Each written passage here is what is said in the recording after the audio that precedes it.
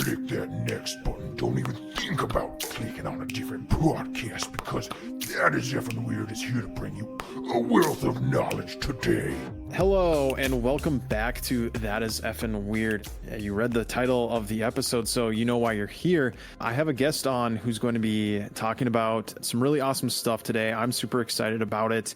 I'm Stevenson Longbottom. I'm here with Matthew. Matthew, thank you for coming on to the show. Thank you for having me.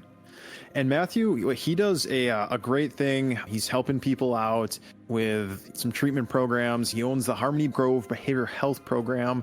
It's officially been open for 2 months. It's an intensive outreach program. It's a great thing that he's doing. Matthew, why don't you introduce yourself and a little bit about what you do and why you wanted to come on to the show?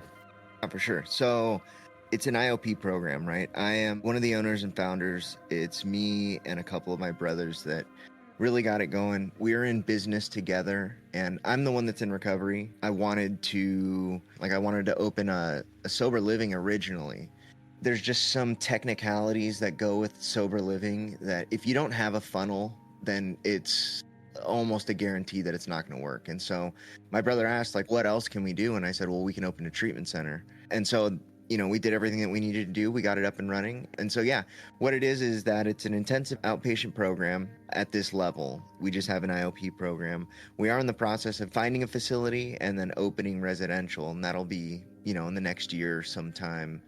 And we use a multi-pathway approach. The idea behind that, it is a thing that is talked about in the recovery community and in the treatment industry pretty often, but it isn't something that has become a mainstream approach to treatment, because a lot of treatment has obviously kind of hitched their wagon to the 12-step model.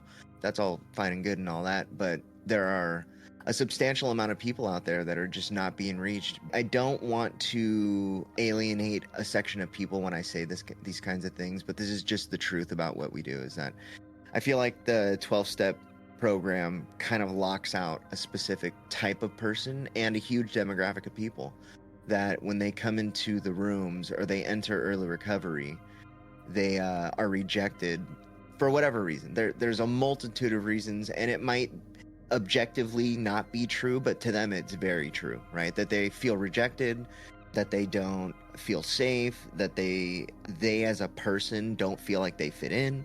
And so there's a multitude of reasons that people say why they don't want to participate in the 12-step programs. And if the truth is that they just don't want to get clean, that's one thing. But for the people out there who are truly alienated from that for whatever reason, right? We want to give them that opportunity to have a safe place to get clean, because that's what I needed. And so my business has been built 100% from my perspective, which is just the perspective of the client, right? I've done a lot of treatment. I've done a 3-year program. I've done a 9-month program. I did a 7-month program, and I did a couple 1-month programs.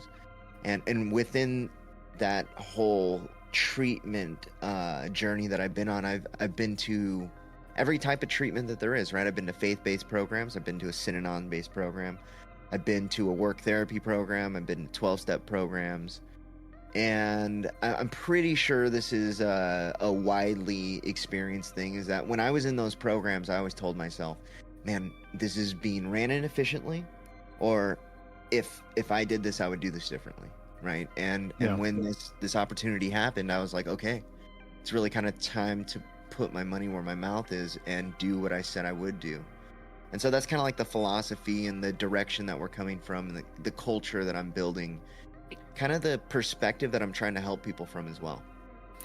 That's really cool that you're doing that, because I think you see that in a lot of different businesses and just how things are run in any sort of sector where there are a group of people or workers that do see a problem or, see a better way of doing things, but because of just how things are, they may not get to implement them. So I really do think that's kind of cool, where you've experienced these different treatments and you're going about a whole new kind of way to do things that you think is going to, help other people, or some things that have helped you. And that's actually why we, not one of the reasons why we brought you on the show, is because we've had a couple of conversations, and you kind of want to share your story about recovery and maybe some experiences, just things like that. And I guess one of the first questions, and you've kind of been talking about a little bit about this, but can you share a little bit about your story and what kind of led you to recovery? Yeah, so the short of the long is what I'm going to give you, because we'd be here for literally hours if I tried to go over all of the fine details. But Yeah. so I started using at a really young age. I'm the oldest of 10 kids. I was raised in a Mormon household, so very religious, very structured upbringing. And I started using really young. Also, I was sexually abused as a kid, right? And so there's all these things that I could kind of point to say, like, there are these contributing factors, right? Mm-hmm. So sexually abused as a kid, raised in a very rigid religious household, oldest of a lot of kids. So I always understood that I had these like baseline responsibilities that I had to fulfill. And then as long as I did that, I had the freedom to kind of do whatever I wanted. In that, I kind of drifted towards older people. Mm-hmm. I don't really know what it was. Looking back on it, honestly, I just wanted to fit in. And then also I was attracted to women, right? And I like being around them. And I felt like they liked being around a cute kid or whatever, you know? And so I kind of like used that to get in where I fit in. So I started getting exposed to things that children shouldn't be exposed to very young. There's a story that I have. When I was 9 years old, I was left at my grandfather's house. And at the time, he was married to this Mexican lady who, this is San Diego, right? San Diego, late 90s. Her sons were gang members, and they were living with my grandpa. And so I'm at their house. I open the bathroom door, and one of her sons, his name was Robert, he was shooting up heroin in the bathroom. And he told me, shut the door, shut the door, shut the door. So I entered the bathroom and shut the door and watched him get high. At that moment, I knew that it was something that I would do in the future. I didn't know what it was. I didn't know that it was heroin. I didn't know that it was drugs per se, but I just knew that it was something that I was going to do. It was very attractive to me. So kept growing up. Now I'm 13 and I'm kind of exploring a little bit my freedoms, and obviously still fulfilling those baseline responsibilities to the church, mainly because my parents' whole worldview, like their whole purview that they raised us from, was through the lens of the church. Yeah. So I always made sure that I fulfilled those responsibilities, did whatever I needed to do, made sure that I wore the mask that I needed to wear so that I could just do what I wanted to do, which was not be at home, right? Whatever that meant. Going surfing, hanging out with older people. I did a lot of mountain biking. I played water polo on a very competitive level from a very young age. So one of the people that I was allowed to hang out with was this kid across the street who was into BMX, and he did drugs. And so I went and hung out with him one time, and that was the first time that I ended up smoking weed. I think it was actually on my 13th birthday. Wow. Yeah. The funny thing is, I remember this day because my youngest sibling was also born on this day. There was a bunch of stuff going on. It was kind of like chaos at my house. My mom was having this baby, and I knew like right now is the time where I could get away with this, right? So I went and smoked weed for the first time.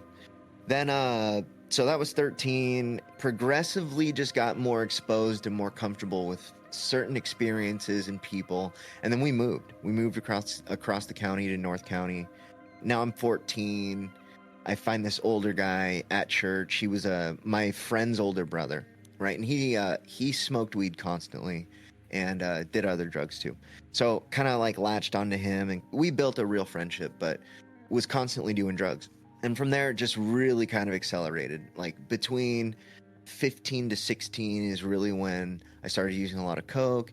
And then 16 to 17 was where I was exposed to opiates. And then in my 17th year of life, probably shortly after I turned 17 was the first time that I tried heroin. And then it was a really, really short amount of time between trying heroin for the first time and using a needle. By then, I had been kicked out of my house. I got expelled from school, and then I graduated through an accelerated program really quickly after that. So I'm just at home, you know.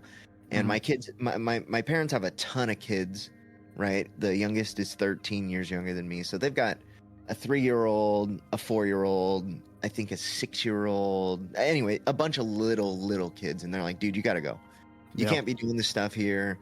You are the example for our other kids, and we can't have them thinking this is okay. So you got to go. Mm-hmm. And I think at that point, what they were really trying to do was kind of just scare me into doing the right thing. But the opposite happened. I ended up finding a way to support myself, right? And I wasn't necessarily like self-supporting, right? I went and lived with a family member who was also doing drugs. And then through that, we were hustling for money and doing a bunch of crimes and stuff like that. And so just at a really young age was really kind of jumping headfirst into this drug and criminal lifestyle and mentality. And I ended up in jail basically right after I turned 18. I got arrested before I turned 18 and then went to jail as an adult for that case, like basically right after I turned 18. And I did my first 8 months and 26 days in jail. Do you feel like that whole process, like leading up until you're about 18, do you feel like that just all happened so fast? Do you feel like it was a very like it was just one after another after another after another, and then boom, before you know it, you're 18 and you ended up in jail? Or did it feel like it was a slow kind of process leading up to that? So it's funny, right? Do you remember like when you were a kid and summer days felt like they lasted for years? So there was like a mixture of that going on, right? Like there are times when I would think back on it and it was like those summers felt like they never ended. And at the same time, life was happening so fast. I definitely had was living fast, first of all, but the experiences and then because of the people that I was around, like it felt like stuff was happening very, very fast. Very out of control. Definitely not manageable in any meaningful way. And then also when I look back on it too, it was like that was a very long process to get me there at the same time, you know? So Yeah. it was a mixture of both. Yeah, because I mean, like you were saying, like before you were even 13, you were getting exposed to these things, and again, 18, that's 6 years. But almost like what you were saying too, like I look back now and it's like time flew by so fast. It's crazy how much time can just, it's just 1 minute's here, and then the next it's gone. But yeah, I was just seeing from your perspective if it felt like, yeah, it just all happened all at once, or if it was just like a slow progress leading up into that point. Yeah, and the other thing is that like there were definitely like mile markers in my life where I could say like they were pivotal moments. One of the things that I really try to drive home to people is that I was exhibiting addict behavior before I ever used, right? As a very young kid looking back on it, like I was manipulative, not in like a malicious way, but I wanted to do what I wanted to do, right? And I learned how to satisfy people and give them whatever they wanted so that I could get what I wanted, right? Okay, yeah.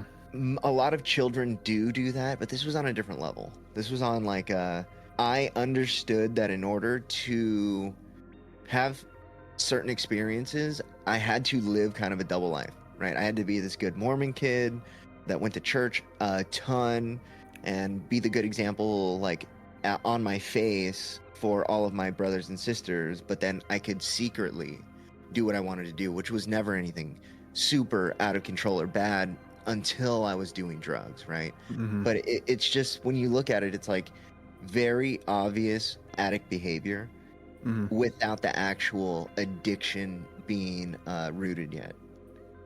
I find that kind of interesting that I feel like it's either one end of the spectrum or the other, where the oldest is when the youngest sibling looks up at the oldest, they're this like, I need to be exactly like them. They're like they are the role model. They are what you need to like try to strive to be.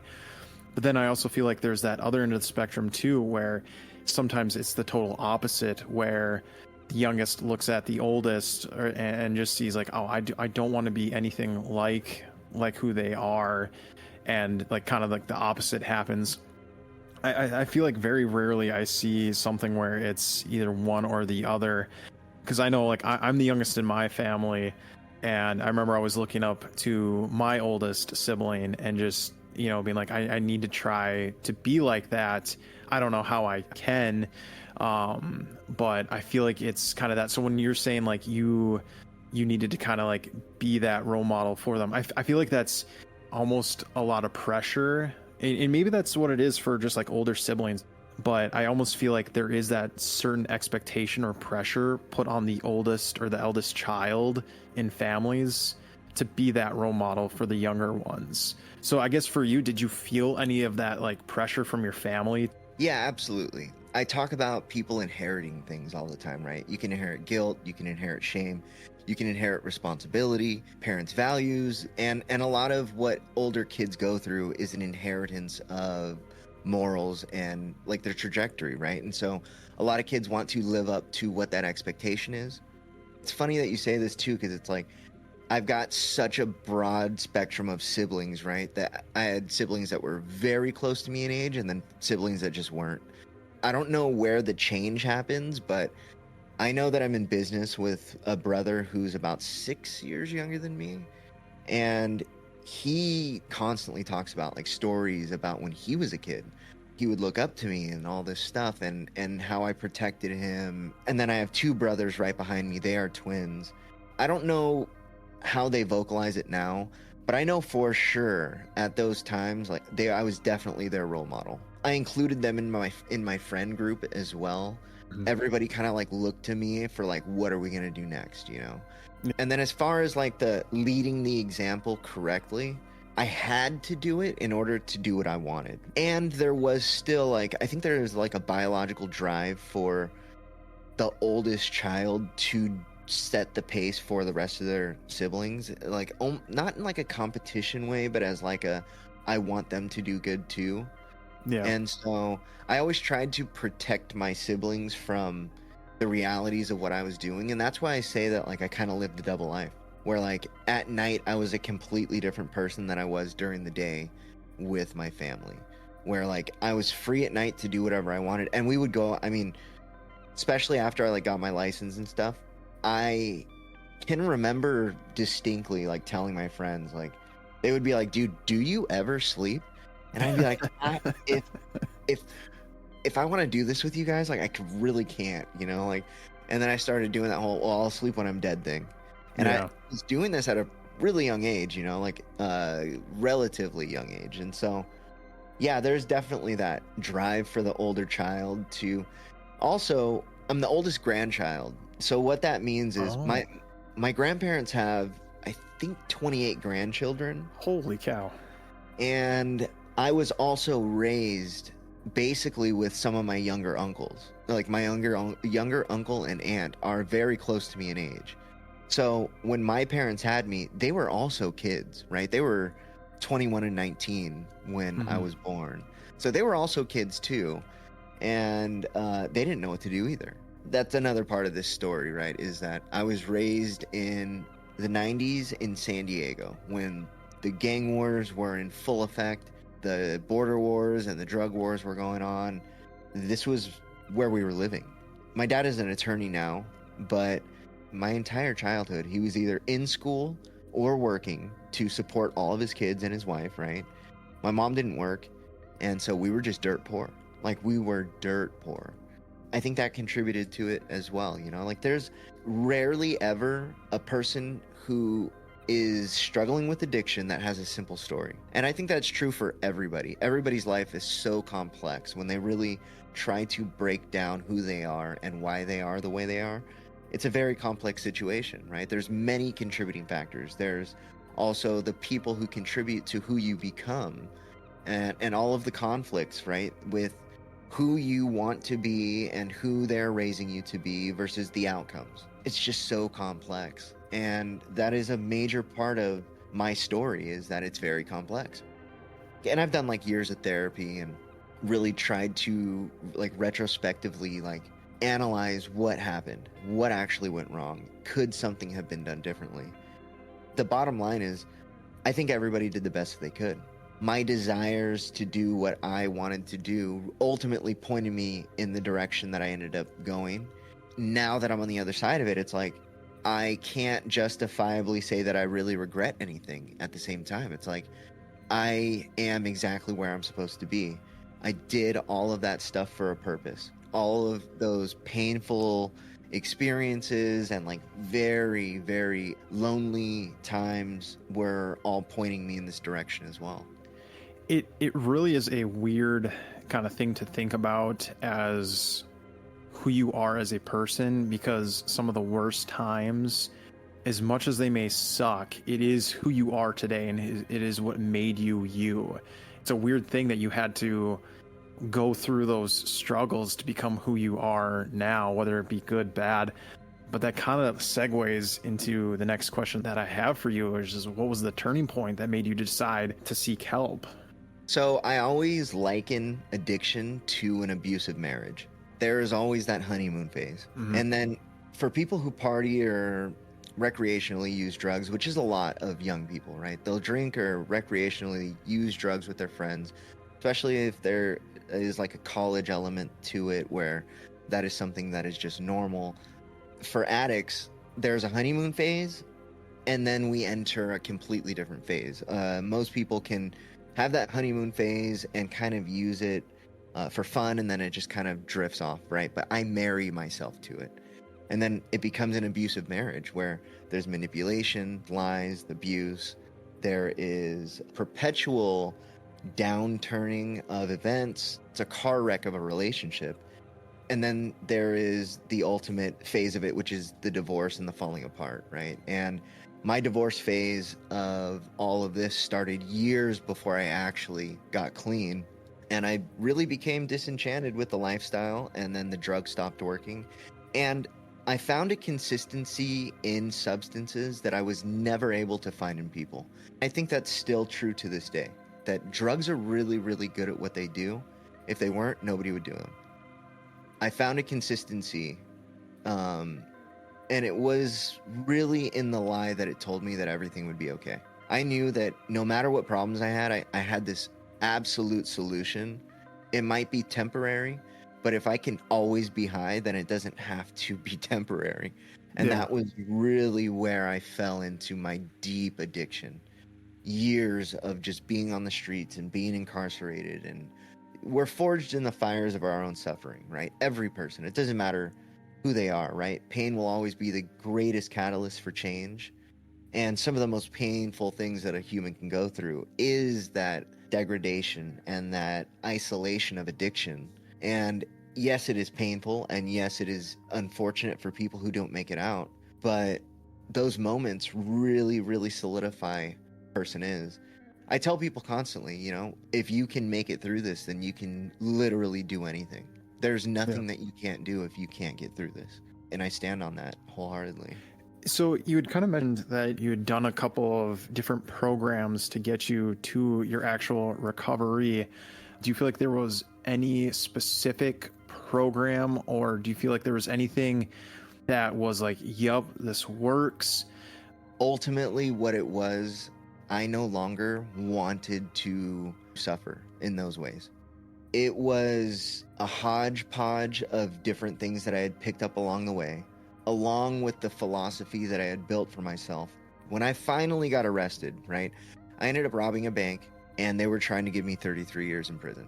It was a couple of years before this where I was finally telling myself, if I ever get a chance to get out of this, I am going to grab it and hold on to it and run with it. I just couldn't get myself out of it. Between the lifestyle and the drugs, it had a hold on me. There was nothing that I could do to get myself out of it. I had to be rescued. So consequences were never enough to get me to stop. By the time I was 19, I had been married, had a kid, and was in prison. By the time I'm 21, I had been to prison, lost the marriage, lost the kid, overdosed, been incarcerated, been alienated by my family, like all of the normal things that a normal person would point to and say, this was enough for me to stop, was never enough for me. I say all the time that my addiction ran to its logical end. I am either going to die in this, probably sooner than later, or I'm going to change shit around, and I've got to do it, right? I think we had talked before the show, like not having to go through this, and not having like any direct family or friends who have had to deal with this. It's very interesting to hear you say that, because I think most people want to help their friends and their family when they're in these sort of situations because they feel like they're helping in a way. But I guess what you're saying is like that could have been the day or the night or the moment that it just clicked for them and could have been turned all around. I find that very interesting to hear you say that. But then also too, it's not a one solution fits all, and it's not just one thing or program, or it's a multitude of different things.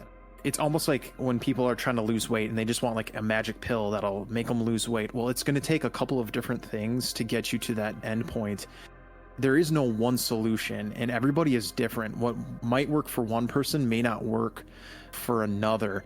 I don't know if I'm saying that correctly, and if that is like, yes, that's exactly what I'm saying, or yes, that's what it is. Would you say that's kind of correct, or not really? No, that's absolutely it, right? Nobody's journey is the same, right? Nobody's journey with addiction is the same. And there's all of these factors, right, that we've kind of talked about a little bit, is that some people have that codependency built up with their family. Some people have that with some friends or whatever it is, and that can be hindering their actual progress through. But then also people ask me like, hey, how do you know when somebody's ready? I can't tell you like a definite way to know if they're ready, but I can give you two really good indicators. The first one is, can they give an honest, accurate self-assessment of where they're at? If they're still delusional about what's going on, or if they're still trying to paint a pretty picture about what's going on, they're probably not experiencing the level of suffering that they need to in order to make the changes. And so that's the first one, right? Honest, accurate self-assessment. And the second one is, do you think they've suffered enough? Do you think that they still have some more suffering to do? Because people can kind of see it on people, right? Where it's like, they don't think that person's done. Or, you know, they're like, yeah, this dude is like living under a bridge, slamming heroin in his butt muscles because he has no more veins, and he's just muscling drugs now. And it's like, he is begging for $5 a day just to stay well. And it's like, that person is really going through it. Mm-hmm. And so it's like, there's different levels to it, and people break at different times, right? Everybody's rock bottom is different. One thing that's kind of a misconception around the whole rock bottom concept is everybody's rock bottom is different. But just because you hit what you might think is a rock bottom doesn't mean that you can't go lower, right? Everybody can go lower. And I tell people all the time, it's kind of like a funny thing to say or whatever, but it's absolutely true, is that you might think you've hit a rock bottom, but then your addiction will give you a jackhammer and tell you to keep digging. And people do pretty often keep digging, right? It's just a matter of perspective and how honest they are with themselves.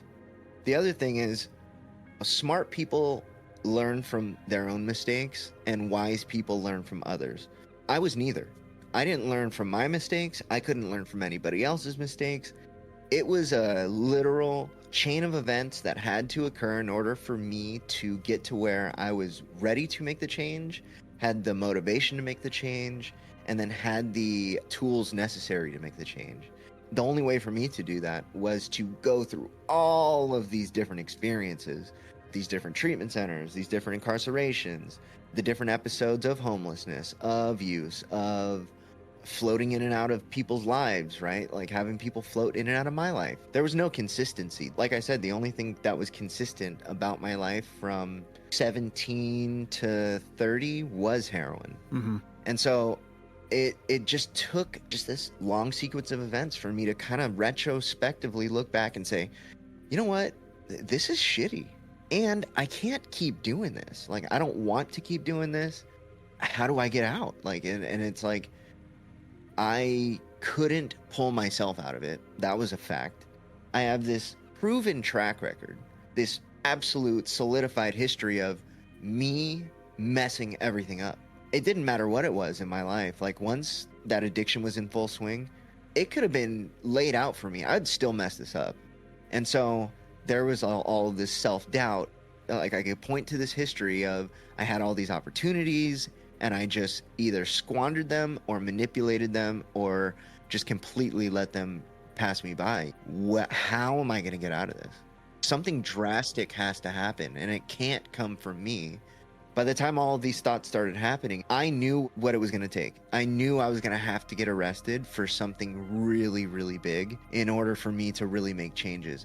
When that arrest finally happened, December 28th of 2020, a month and a few days before that, Thanksgiving Day, I had found out that my girlfriend was pregnant. And so all of these things hit at the perfect time. And there's a bit of luck involved. So there's timing. This is my definition of luck, right? It's preparation meets good timing. Mhm. That is how I define luck. It was all of this preparation met with the perfect timing. Got me to be able to get clean. A judge had to tell me basically, I'm going to lock you up for the rest of your life, or you're going to get your life right. It's one or the other. And so that was kind of like the pinnacle of what happened, kind of like the crescendo of the story of how I got there. Was a judge basically telling me, I'm going to give you this chance to change your life. We're going to give you 2 strikes. We're going to suspend a strike. We're going to suspend all this time. And I'm going to send you to this 3-year program. And if you mess this up, I'm going to give you the other strike. And I'm going to give you this other 10 years that's hanging over your head. But we're going to try to strike you out. We're going to try to give you life in prison if you mess this up. Jeez. When you're talking like this, I'm picturing this all in my head and everything. It almost seems like it's straight from like a movie. It just seems too surreal to be real. But it is your life and it is your experiences that you had. And kind of like what you're saying, it was like, this is it. You're either going to turn around or you're going to keep going down that path. I'm really glad I'm sitting here with you today talking about this. It's amazing something like this can happen, and it just shows you as a person and just like how determined you are to like do what is right and get on the correct path. You're not just fixing your life and making your life better. You are taking your experiences and you're taking what has happened to you and you're trying to make other people's lives better. I think that's the highlight. Yeah, I feel like you have this whole new purpose in life, which actually segues me into 2 kind of questions in one, which is like, what was the best kind of like support that made the biggest difference for you? And then like, what was the hardest part of those first steps of like recovery? Yeah, so if you can imagine this, it felt like trying to stop the Titanic on a dime and make it do a U-turn. Yeah.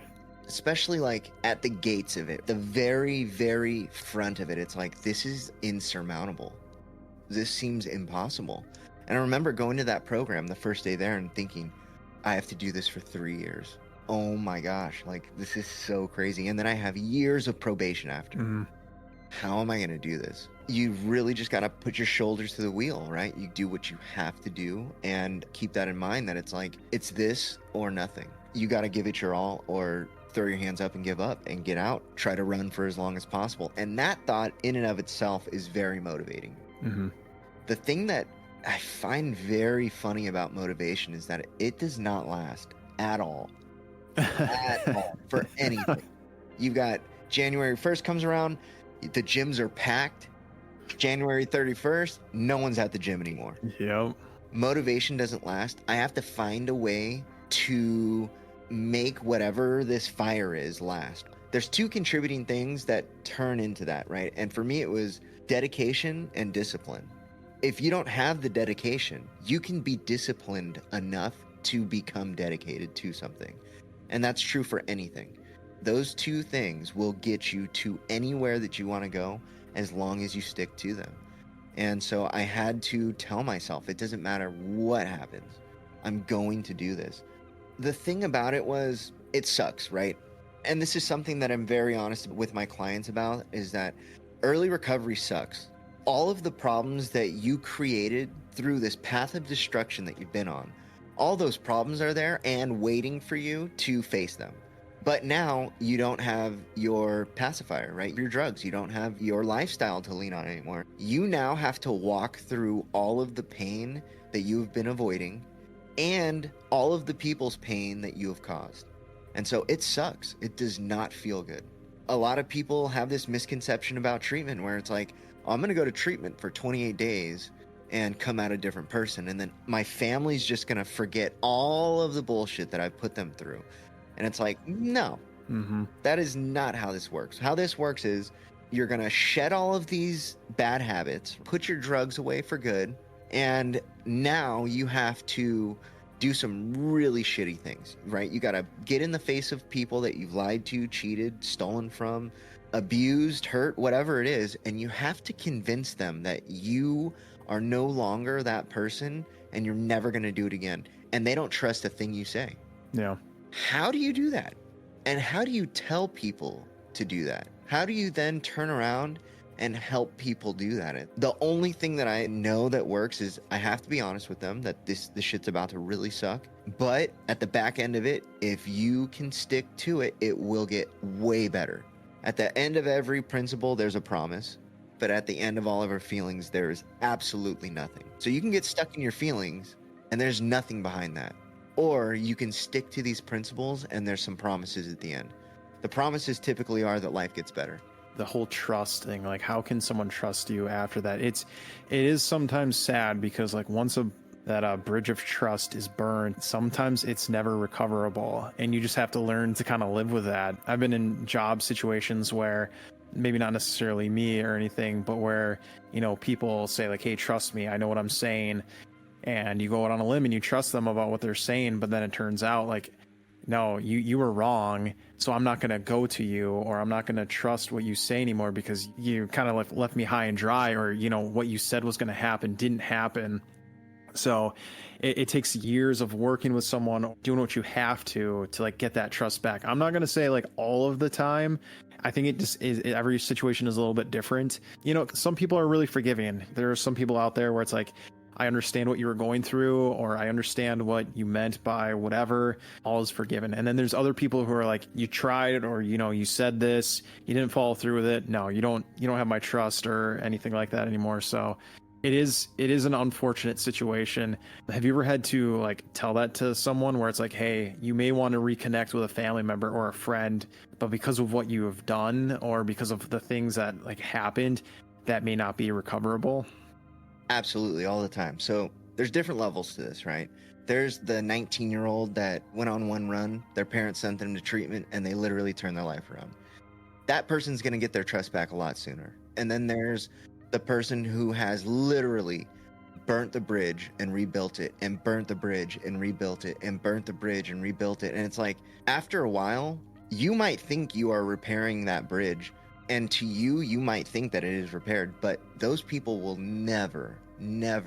I mean, it's just, it goes against all of their basic instincts to just say, okay, I trust you again. And there are some situations that are just completely irreparable. You have burnt those bridges to the point where there is no repair. The thing about recovery, if you are doing it to get these things back that you have so willingly given away, right? Because you don't lose it. You give it away. These are all consequences to very intentional decisions that you've made. And it might be a side effect, but it's still an effect of what you did. People fail to recognize that all the time, is that you think that it's a byproduct, and it's not. It's a direct result of your decision making. And so when I try to help people, I do often tell them, if you're doing this to get that stuff back, this is not going to work, because you might not get those things back. And what happens when you don't? Are you just going to give up? Are you going to just stop working towards this? Like, or are you going to do this for yourself? Because you got to remember, they don't believe a thing you say. The number one thing that will get them to trust you, the not necessarily fastest, but in the most quality way, is you show them, right? And you can't just show them for a month. You can't just show them for a year. And some people think that it's proportional to how long you had been doing it. And maybe there's some truth to that, right? Maybe it's maybe not a 1-for-1, but like the longer you've been messing up, the longer you have to do right in order for them to see really who you are, or at least to take your word at face value, right? Because they can't just say, I trust you again. And this is something that I'm going through with my family. When I was 21, I got out of prison, I relapsed, and I fell back into old behavior. And I have an uncle who had done this, though. He had done the 1 foot in, 1 foot out thing for decades, and burned his bridges to the point where it doesn't matter. And now at this point, he's 46. It doesn't matter how long he's got clean. He'll never be welcome back. There's just too much of a chance that he is going to go back to it. He has these decades and decades of building up this hope and then crashing everybody down. But what I did was a little different. Something that I've rarely, if ever, seen is that I understood the risks that I was taking in trying to do the 1 foot in, 1 foot out thing. So when I left intentionally for good. And I cut all ties, I cut all communication, and I didn't talk to my family. The majority of them, it was 14 years, but some of them it was like 10, some of them it was 12. But I left because I knew that as long as I don't burn these bridges over and over and over, when I am ready, then it'll be a much easier process to come back. And that's exactly what happened, right? It was a much easier process for me to come back than it would have been if I'd have tried to do the 1 foot in, 1 foot out thing. Unfortunately, that is a rare story. People who are the loved ones of addicts, they go through a battle as well. They either try to love with their time or they try to love with their money. But that typically develops a level of codependency or enabling. And that in and of itself is a sick relationship. It is counterintuitive. I understand that, to tell people if you want to love them, let them suffer. But that's just the honest truth, is that if you love them and you want them to come out of this, you cannot help them make these bad decisions anymore. You cannot enable them to live the lifestyle that they are living. And in that, you sometimes have to put up these very strong barriers that say, I love you, but I will no longer contribute to all of these negative things that you are doing. If you can do it for any given amount of time, you will see the difference. Because a lot of people build these relationships into their addiction, and then all of a sudden it becomes the crux of all of their problems. All of their problems are easily pointed to, and it's like, you have these people that are enabling you. You have these codependent family members that think they're helping you. And you totally, as the addict, know that they are not, but you are manipulating and lying to get what you need in order to feed that addiction. It might take a little bit of time, it might take a lot of time, but they eventually see that, and it just damages so much more. It really is up to the people involved with the addict to say, I will no longer support this. Two things with that, with you saying like the whole time frame, like it might be the equivalent of how much time they've used, or it might be, you know, maybe a little bit more or less, whatever. There was something that I did see with like military members that like deploy and then come home, where that military member comes back and they expect to like be right back into the thrill of like, you know, the family day-to-day life with their kids and everything like that. I remember listening to I don't know if there was like a military psychologist or like someone who worked within that field, but they said like usually the time you were gone, times that by 2, and then things will start getting back to normal. In a lot of situations, it takes a very long time to get that full trust back, and it may not happen, which kind of leads me into another question that I have for you is like, how can friends and family members best support a loved one in recovery, especially if they don't understand the addiction piece of this whole process? So this is often painful for the family members especially, and then extend it out to the friends and loved ones. They just want their loved one and their sibling or their son or their daughter to just be better, to get better, to not hurt themselves anymore, right? And they think that, oh, I'm going to help this person by doing this or by giving them money or supporting them. And it's like, you are now robbing them from their independence. A lot of the problems that people in early recovery have is they have no self-assuredness, right? They haven't built anything to be proud of. Or maybe they have and they've destroyed it. They have to be able to gain their sense of self by themselves in order for it to mean anything. And I think that the best way for somebody who has a loved one who is in early recovery to support them is do exactly that, right? Tell them how much you love them. Tell them how much you miss them. One of the worst things that you can do is doubt them. And so you got to walk this like tightrope almost, right? And this is where family work comes in. It's so important. You got somebody who's trying to get better, but this person works into the family dynamic. They have an assigned role in the family dynamic. This is the F up. This is the drug addict. And so while this person is healing, If the family unit isn't healing as well, they will continue to try to keep them in that role. And so family work is very important when it comes to supporting a person who is in early recovery. Participate in family therapy, right? Participate in the family groups at their treatment centers. Participate in their recovery as much as you can without actually getting in their way. And that does look different.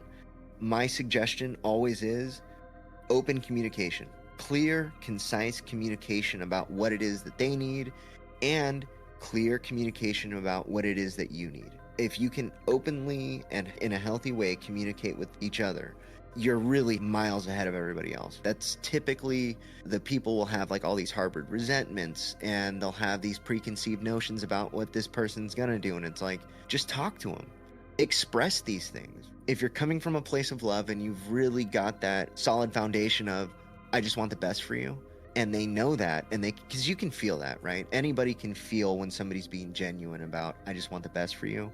If that is solidly there, then that open communication becomes a lot easier, especially as you practice it. So when we're talking about like that family dynamic, there's this perspective of like non-users where it's like, how would I go about respectfully and not trying to make someone relapse? Like if I am genuinely curious, like, hey, I want to support you, I want to help you through your recovery, but I'm also a little bit curious as far as like, what have you gone through? Is there like a respectful way to ask about their experiences without being invasive? Or do you think it's one of these things when it's like, when the person who's used, when they are ready, they will open up? I will tell you this, every addict that is in recovery that I know is an open book, typically. They're very, very willing to share their story.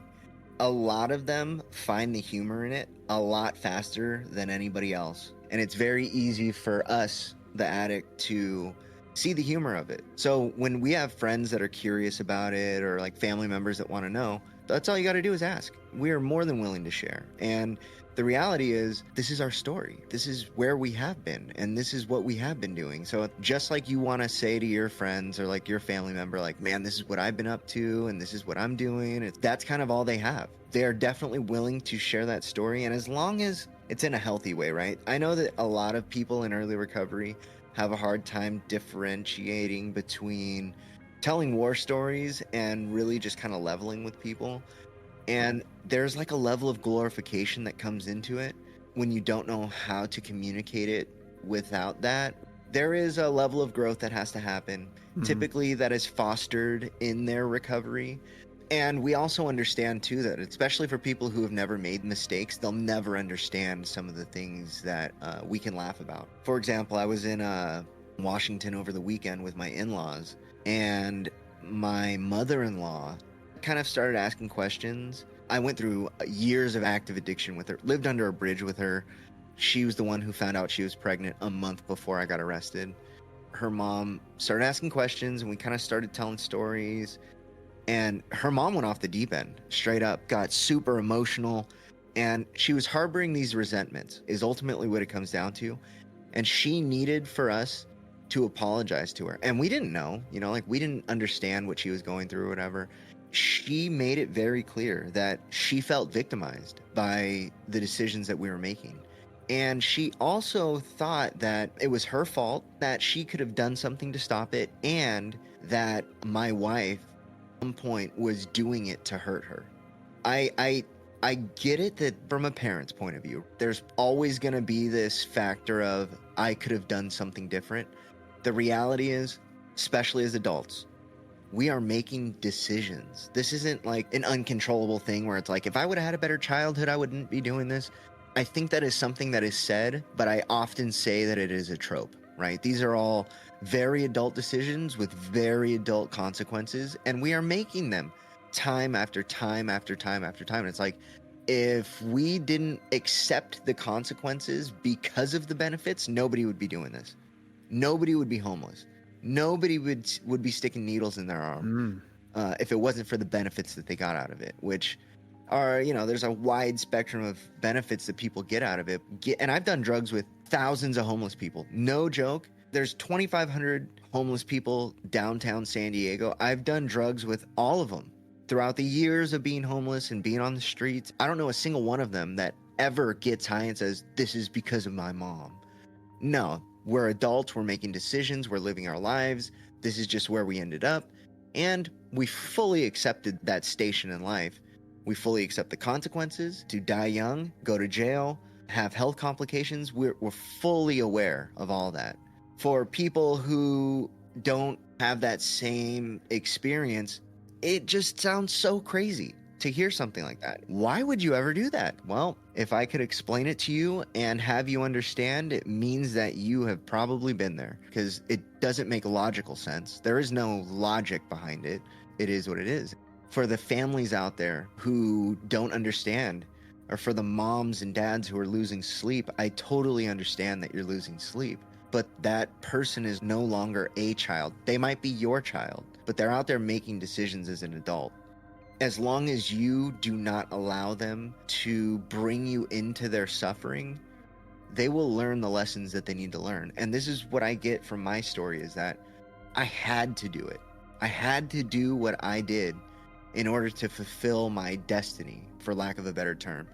I am now fulfilling my destiny, is to help other people, to step in front of some people's suffering and prevent them from having to go to the extents that I did. But in order to do that, I had to go to those extents to be able to tell people that are actively walking that walk, dude, I know it's around that next corner. And in order for them to believe me, I had to have been there. Yeah.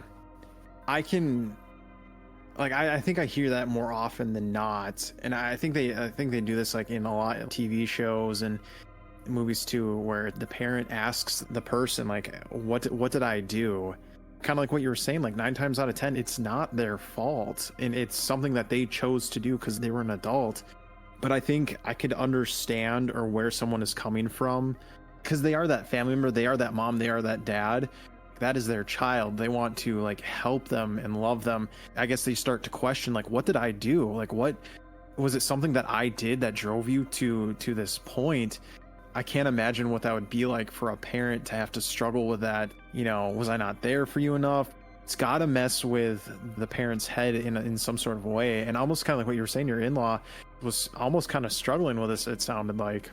Yeah, absolutely. Look, I think it's a very natural thing to assume that you did something wrong. The truth of it is, maybe there was. Maybe. We can't know. There's no way that we could be like, unless it was like, dude, you're abusive to your kids, you did drugs in front of them. Those are very obvious things, but those are also very rare things. Obviously, nobody's using just because they had a great childhood.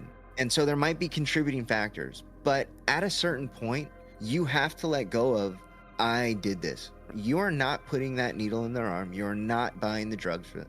Well, sometimes you are though, right? Sometimes you are contributing to that, but you're not the one making these decisions for them.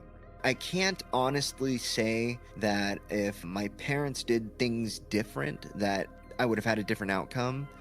I think that I could find a perfect world where I didn't go through this. And I can probably say, if this didn't happen, if this didn't happen, if this didn't happen, then I wouldn't have done this. But that's just not reality. You can inherit this guilt, this shame, all of the responsibility for this, or we can get in the solution. I tell people constantly, it is nearly impossible to move forward when you are constantly looking backwards. You have to be able to accept whatever it was behind you and either use it to your advantage or completely leave it behind where it belongs. It's like a dog going back to their vomit. Constantly going back to that will not get you better. That's so true. And that kind of leads me to my next question. What do you wish people who have never like struggled with addiction understood about it? One of those things where it's like, if a parent never had to deal with it, what do you wish they would know? Or what, I guess, what is that piece that I guess like is missing from that? I think there's a lot of misconceptions around what addiction is. 100 years ago, when the 12-step programs was developed, they believed that it was a moral issue. You are a bad person because you're an alcoholic. And because you are an alcoholic, there is no turning this around. This is just who you are. Now we have scientific advances and we have a level of social acceptance and a level of social awareness.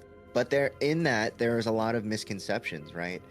One of the things that I constantly try to tell people who have a loved one who are actively addicted is that they are working off definitions, working off the definition of who society's telling them that they are, right? They are telling them that they are the addict. They are telling them that they are the F up. They are telling them that they are never going to do anything. There's two definitions that I like to tell people. It's triggers and cravings. Now they have these two things that you can point to and say, well, I was triggered, so I had no control over it. Or I had this craving and I just couldn't stop myself. I had to do it. You've now given words power and taken the power from the person to make that decision. The one thing that I wish everybody knew is that addiction can be kind of boiled down to black and white things. When you are making these decisions, it's exactly that. You are choosing to do these things over and over and over and over. Yes, sometimes it's extremely difficult to pull yourself out of the hole that you dug yourself into, but the consequences that you are experiencing are 100% the result of the decisions that you've made. When we give people these words that they get to point to, like triggers and cravings, you are now allowing them to perpetuate their cycle because they get to hide behind words. I did that. I speak from my experience is that I got to point to things and be like, oh, well, you professionals, you science people, and you've convinced my family and all the rest of society that there's these things that I get to take advantage of now. I get to say that I got it triggered, and I get to say that I had these cravings, and therefore I had no choice. But the reality is you have a choice. And especially for people who are clean, you have a choice. Once you get clean, 100% your choice to relapse. There is no, I was triggered, I had this craving and I couldn't control it. It's not true. That's really interesting because I think I've heard those buzzwords before. It's almost not like a crutch, but do you think that's almost trying to give a reason and maybe like some sort of answer to what is going on possibly? Yeah, absolutely. Right. People try to think logically through illogical situations all the time. You see this all the time. People try to apply logic to things that have no absolute base in logic.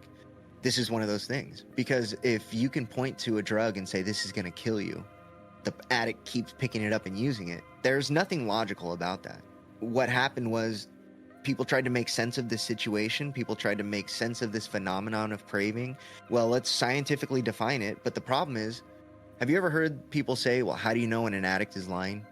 I think so, yes.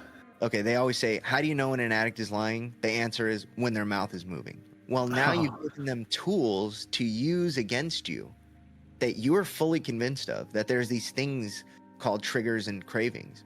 And there's a whole other slew of words that we've given to addicts to be able to point to, because non-addicts are trying to make sense of it. But what's happening is the manipulative addict is now taking advantage of it and now taking advantage of you. Mm-hmm. So we kind of covered the misconceptions about the addiction piece, but have you come across any like misconceptions about like recovery? Every day. Okay. One of the biggest misconceptions that is just so, I mean, it's detrimental to a lot of people. And this is where I ruffle feathers a lot, is that I tell people constantly, when people are introduced to recovery, they get told three things off the bat, unanimously across the board, no matter where they go. They are told, if you don't go to meetings, and if you are not working with a sponsor, and if you are not doing steps, you are not in recovery and you will relapse. And it's like the very first thing that people buy into, and it's the very last thing that people hear. Families buy into it, the addicts buy into it, society has bought into it, science has bought into it, and it's because it's something that you can point to that says, this worked for this person. In addiction and in the treatment community, people have this terrible tendency to paint with broad strokes, right? And they like to say, well, if this worked for you, then this can work for you. And the reality is, it's not how it works. Yes, we have had almost 100 years of success, right? But we have had 100 years of failure too. You can point this to the statistics and prove to people why what I'm saying is true. 1 out of 10 people stay clean for a year. And then out of that 10% of people, 1 out of 10 stay clean for 10 years. but they have to go to treatment 7 times in order for that to be true. So if it worked, then why is the statistic come out to 0.015% of people stay clean for 10 years if this worked, right? There's a disconnect between what's being taught and what's actually happening. So the statistics around recovery are also very blurry because the failure rate is almost 100%. But in order to justify treatment to the insurance industry or to families that want to get their people help, it's like, if we told them the truth about it, where it's like, this might work after they go 7 times, why would they ever send them? It's almost 100% failure rate. At Harmony Grove specifically, is we're trying to front load as many tools as we can in order to be honest with as many people as possible. 2012, I got forced to go to AA. Okay, and in that, I heard all those things that we just went over. If you're not doing this, if you're not doing that, if you as a circle don't fit into this square, and what happened to me was I went in there and had a bunch of negative interactions, and I'll take responsibility for it. Maybe I didn't want to fit in. Maybe that's what it was. Whatever. I had all these negative interactions, and because I was told this is what recovery is, I said, well, then I reject recovery, right? And instead of somebody saying there's another answer, I just went off, and I went off for 10 years. I went and used for 10 years because I rejected that pathway of recovery. I thought that I rejected recovery, period. But he told me something a couple of years ago that completely shifted the way that I think about recovery. And he said, when do you know somebody's in recovery? And I said, I didn't know. And he said, somebody is in recovery when and if they say they are, and if they are working towards it. That blew my mind. If somebody would have told me, you could be in recovery today if you conscientiously move towards a goal that exposes you to harm in a meaningful way, less in a meaningful way. My recovery journey could have started years ago, because the hardest part for an addict to kind of grab onto is, I've got to make all of these changes radically, and I've got to do it without the drugs. This is insurmountable, right? I remember walking into that treatment center and thinking to myself, this has to be nearly impossible. What we're trying to do specifically is allow those people who are told, if you are a square and you don't fit into this circle, then you're not going to recover. I want those people to come to us and let us help them, because we're not trying to force them to do anything. We're just trying to get them better.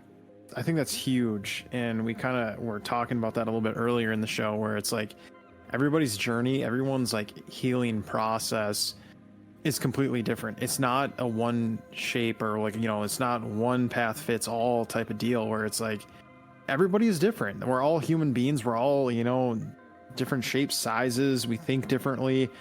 I think that's like almost kind of like what you were saying, like people who don't use, or who are trying to figure out the solution to this, they want A plus B equals C.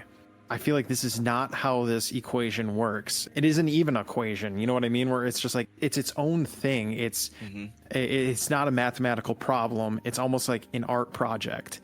You are done when you say you are done. And I really like that, where it's like, whoever said that to you, it's so true, where it's, recovery can be is something as simple as, absolutely, I want, like, it just saying the words, like, I want to be in recovery. I want to start this journey. Boom, that you just started the recovery process. That's how I feel like what you're saying is, like, you need to make that decision, and you need to make those steps. And how it doesn't matter if it's a centimeter, a foot, 2 meters, it doesn't matter. That way forward is what is important. And that's kind of like what I feel like I'm hearing.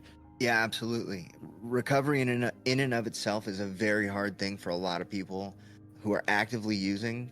Last night, actually, I'm on the plane home, and the girl that me and my wife are sitting next to, she's going through it, right? She's like, I'm using opiates. I don't know how to stop. I don't know what to do. And it's like, it was just this whole exchange of like, we can't tell you what to do. We can tell you what we did, right? I don't know what's going to work for you. And we just have this short flight. I don't know what's going to work. But I can tell you this, if you want to stop, that is enough to get you to where you need to go. When people are discouraged about recovery, they will reject recovery as a whole. Since recovery was first introduced in the 20s, there is so many different pathways now. You got the 12 steps, you've got Dharma recovery, you've got smart recovery, you've got a science-based recovery, you've got spiritual-based recovery, you've got all of these different pathways that nobody really talks about. At our recovery center, if you don't fit into this one, let's fit into another one, right? Like, you don't have to do this. You got to do something, but we're not going to tell you which one you have to do. If you feel comfortable here and this is where you're going to get well, then do that. That's what we want. And I feel like that's what everybody should want. And this is kind of where I go, like, you know, I don't want to step on toes and I don't want to piss people off and alienate people. But the reality is, I feel like a lot of people want more people to join them because it validates them. You should be solid enough in yourself and your recovery to not need that validation. I feel like putting these people in these boxes that they don't fit in hurts them. And so when they come to us and they say, I am not comfortable going to these meetings, I've had all these negative interactions, or I've had all these negative experiences. You know, I have this one client, he's 55 years old, and he's like, I've tried so many times. I've done exactly what they told me to do. I've gone to meetings, I've done the step work, I've gotten the sponsors, and I'm miserable in there. Okay, I get it. I understand. I've done the same thing. I was going into meetings miserable and coming out even more miserable than when I went in. But we're not telling you that you have to do anything. We're just telling you got to do something. Whatever that looks like, we'll support you in that. We just want you to get better. My executive director is a prime example of what we want. He got clean 15 years ago. For the first 9 years of his recovery, he didn't go to a single meeting. His journey led him to those rooms eventually. And so now he works a 12-step program. I'm not saying that you should never go. I'm just saying that if you don't feel like you should go, you don't have to. But we'll help you find where it is that you need to be. I really like that about your program and what you're doing. I think that's amazing, and I think that's what a lot of people just need and want to hear. And it can almost be, I think, like overwhelming too. It's almost like when you're trying to search for a job or like go to college or figuring out what you want to do with your life. Well, there's all these options. Like, I don't know where to start. I don't know what to do. And it's one of those things where I feel like your program can help people figure out what might work best for them. And then also you having these experiences, you're not just some person who's, you know, looking to make a buck off people's problems or something like that, or their addictions or their recovery. You are genuinely trying to help someone figure out how to get their life back on track. And I think that's huge. And I think that's what people want.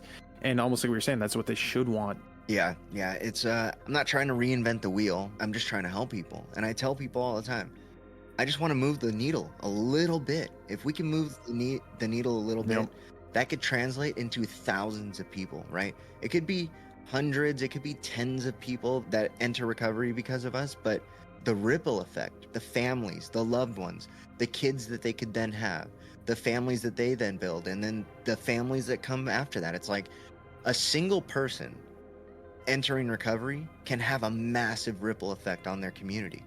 I feel like that's true too, is like, I think sometimes people forget, you know, how much of an impact they have on other people as well. Like, you don't really realize how much you're a part of someone's life or how much you're a part of a community until, like, you know, you take a step back and you have the opportunity to look in. And sometimes it takes someone just like saying like, hey, have you realized how much of an impact you have on X, Y, and Z?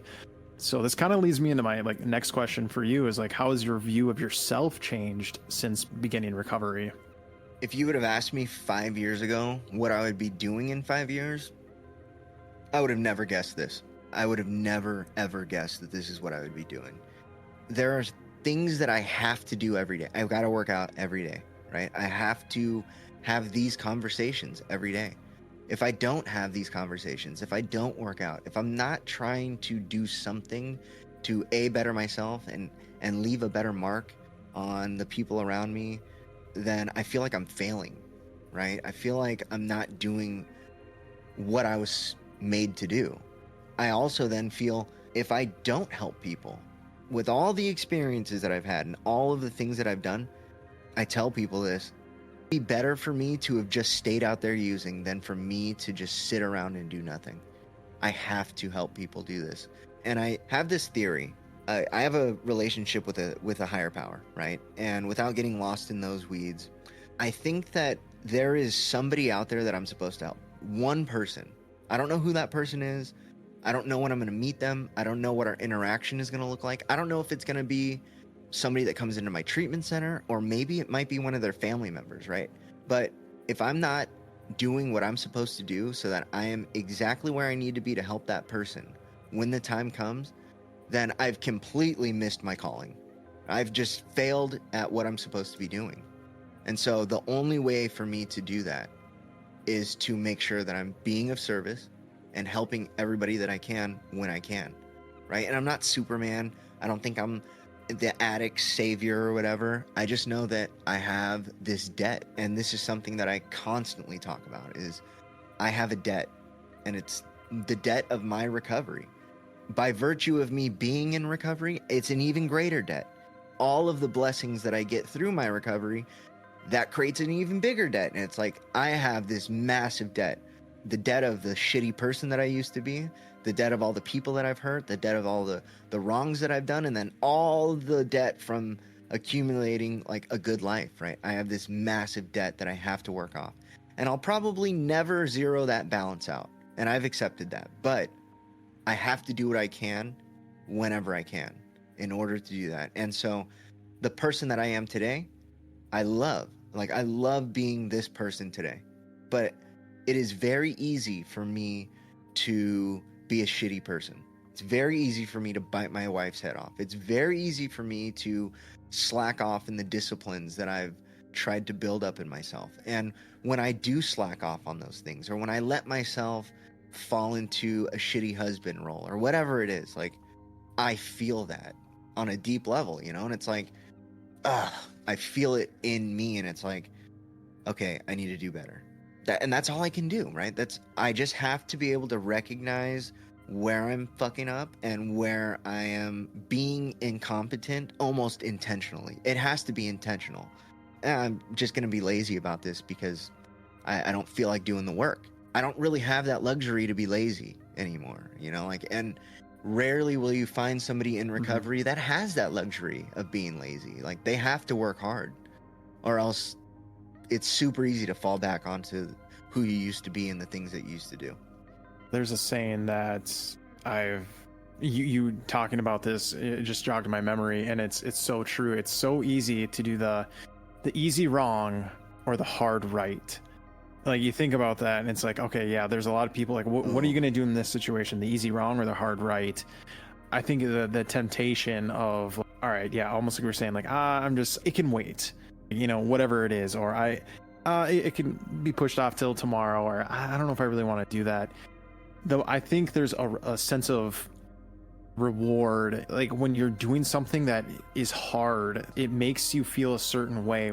Taking the time to just talk with someone, like the woman that was on the plane, no one made you talk to that woman. You know, maybe it was just like a simple hello, but maybe you saw that there was maybe something on her mind or something like that, and you could have just been like, nah, she's fine, it's just a plane ride, we're never going to see each other ever again. But you took the time and you talked with them, you know. And it's just one of those things where it's like, that was probably the harder thing to do than just to do the easy right, throw in some headphones, go on the flight. It's only going to be an hour, whatever the flight was. So I think that speaks volumes of what you're doing, and which leads me into my next question. How do you keep yourself motivated during those difficult days? You feel like you have this debt.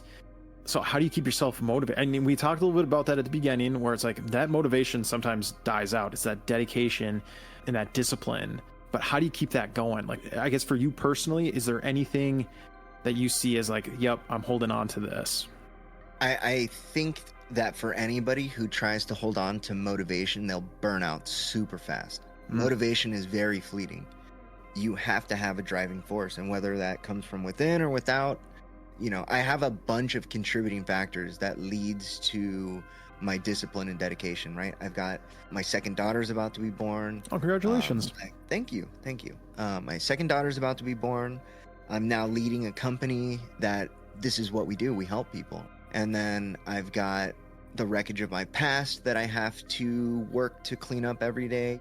It is much easier for me to stay focused than it would be to try to stay motivated. Does that make sense? Yes, 100%. Again, for our listeners too, I think that that's huge, where it's like, find those things that you focus on and like get that reason why. Like, why are you doing this? Whether it be for you, a family member. But we kind of talked about that a little bit earlier too, where it's like, and maybe you can speak a little bit about this, because I almost feel like the recovery piece shouldn't be for another person. It should be for you. Do you think that's correct? Like, that's what it should be about, is you as an individual? Or do you think it's okay for someone to be like, I want to get clean, or I want to recover for a certain person? Do you think that's okay as well? Do you think it's just there needs to be a why behind it? I think any reason to get you through that door is a good reason. Nice. Right? I think any motivating factor to get you to cross that barrier is a good enough reason. The reason why you stay there needs to be selfish. Recovery is a selfish endeavor. In order to keep this is a very common thing that you will hear in recovery, is that in order to keep what you have, you got to give it away. Yes, it needs to be very selfish, but it should never be self-centered. It should never be about me.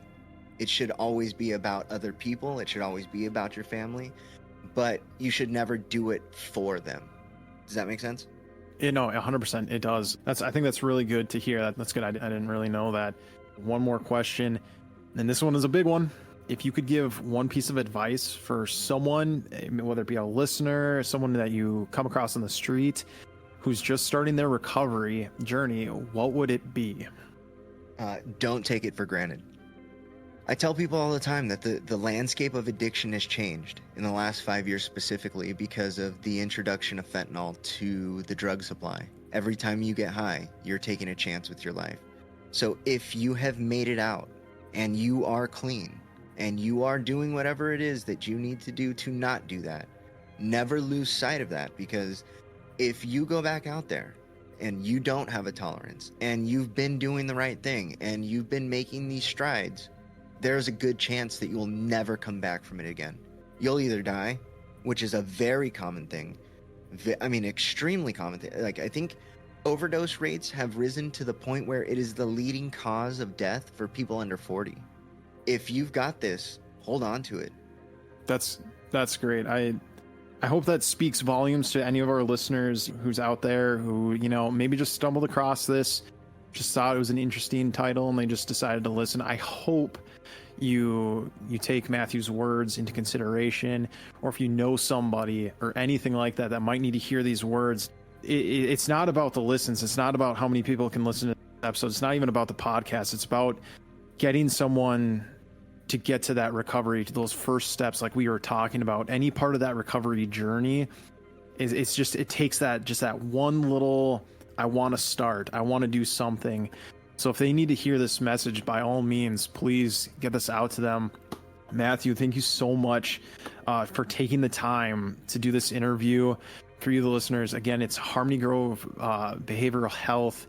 We were definitely going to leave the link in the bio. So if you want to check it out, if you know someone who needs these services, anything like that, please take the time to check out the website. There's a contact. I'm looking at the website right now. There's a need help, call now. There's an 800 number, 24/7. A bunch of information on there that can help anyone out. And you even heard the philosophy and the thought process behind Matthew's program, where it's not just, yep, you need to do X, Y, and Z. We are here to help you as the individual. So again, Matthew, do you have any last final thoughts, comments, for anyone who's out there who's listening? Yeah, if you're struggling, hang in there. Shit gets better if you let it. And for people out there who's watching people suffer, don't contribute to whatever it is that they're going through, but you can love them. Love them with boundaries. And that is the best way to help them. But don't contribute. Awesome. And, Matthew, if you were here right now, if we were in the same spot, I don't know if you're a hugger, but I just feel like I could hug you right now. Absolutely. Or maybe just a good handshake. But I can't tell you like how much this conversation, it means a lot. And I know the topic of the podcast, that's effing weird. We talk about weird stuff. This is a very, I think, important topic, and everyone needs to hear it. And, you know, sometimes people's journeys are effing weird. And, you know, I think this is an important topic, and I'm glad we talked about it. I'm glad you took the time to come onto the show. So I do appreciate that. Absolutely. And I appreciate this too. I really do. Thank you. Thank you. And you, as the listeners, again, go ahead and check out that website. Anyone who needs to hear this, send it to them. And just remember, we don't want stuff that's normal. We want stuff that's effing weird.